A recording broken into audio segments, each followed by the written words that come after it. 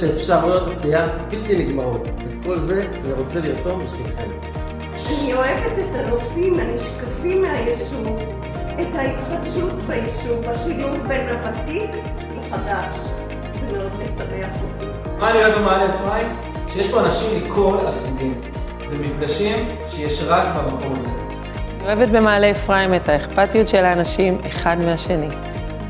אני אוהבת במעלה אפרים. אחד, את האתגרים שתופסים אותי לחשוב על פתרונות ולפעול. מה אני אוהב במעלה אפרים? מעלה אפרים מתמצית החברה הישראלית. טבעיות, פשטות, אהבת האדם, כל מה שיפה בעם הזה. חשוב לי לקדם חיים עשירים בתרבות ותנאים טובים לבני הגיל השלישי במיוחד.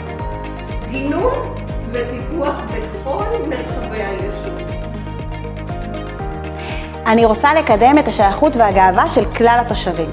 חשוב לי להיות שם בשבילכם, לשמוע את החלומות, את הרצונות, את הצרכים, ולקדם פתרונות בפועל. אני רוצה לקדם ביישוב פרויקטים קהילתיים של עשייה שתאפשר היכרות של אנשים אחד עם השני. חשוב לי לקדם במעלה אפרים הנהגה שמאמינה בתושבים, הנהגה עם חזון ומעוף קדימה, לבנות כאן תעשייה מגוונת, לעודד עצמאיים ועסקים מקומיים. מה אני רוצה לקדם במעלה אפרים? מועצה שקשובה לכל אחד, גיוס משאבים בארץ ובחו"ל לקידום פרויקטים, והקמת קריית חינוך לכולם.